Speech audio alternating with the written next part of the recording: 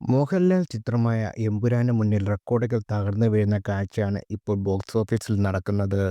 മലയാള സിനിമയിലെ ഏറ്റവും വലിയ വിജയത്തിലേക്ക് കുതിക്കുകയാണ് എമ്പുരാൻ. മലയാളത്തിൽ ആദ്യമായി 250 കോടി കളക്ഷൻ നേടുന്ന ചിത്രം കൂടിയാണ് ഇത്. റിലീസ് ചെയ്ത് 11 ദിവസം കൊണ്ടാണ് ചിത്രം ഈ നേട്ടം സ്വന്തമാക്കിയിരിക്കുന്നത്. ഇപ്പോഴിതാ കേരള ബോക്സ് ഓഫീസിൽ പുതിയ നേട്ടം കൈവച്ചിരിക്കുകയാണ് മോഹൻലാൽ ചിത്രം. എമ്പുരാൻ കേരളത്തിൽ നിന്ന് 80 കോടി മറികടന്നിരുന്നു എന്നാണ് ഇപ്പോൾ പുറത്തുവരുന്ന അപ്ഡേറ്റ്. സിനിമയുടെ നിർമ്മാതാക്കൾ തന്നെയാണ് ഈ വിവരം സോഷ്യൽ മീഡിയയോടെ പങ്കുവച്ചത്. ഇതോടെ കേരളത്തിൽ നിന്ന് 80 കോടി കടക്കുന്ന രണ്ടാമത്തെ മോഹൻലാൽ സിനിമയും മൂന്നാമത്തെ മലയാളം സിനിമയുമായി എമ്പുരാൻ മാറി. 2018 പുലിമുരുകൻ എന്നിവയാണ് ഇനി എമ്പുരാന് മുമ്പിലുള്ള സിനിമകൾ. 89.20 നേടിയ 2018 ഒന്നാം സ്ഥാനത്ത് തുടരുമ്പോൾ 85.10 കോടിയുമായി പുലിമുരുകൻ രണ്ടാം സ്ഥാനത്താണ്. പുലിമുരുകന്റെ നേട്ടത്തെ വൈകാതെ എമ്പുരാൻ മറികടക്കുമെന്ന് തന്നെയാണ് പ്രതീക്ഷ.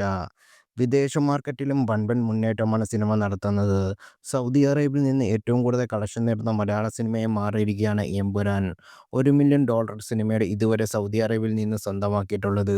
ഈ കളക്ഷൻ നേടുന്ന ആദ്യ മലയാള ചിത്രം എമ്പുരാൻ എന്ന് ടാക്കേഴ്സിന്റെ വിലയിരുത്തൽ. യുഎഇയിൽ എമ്പുരാൻ വിറ്റത് 500K ടിക്കറ്റുകളാണ്.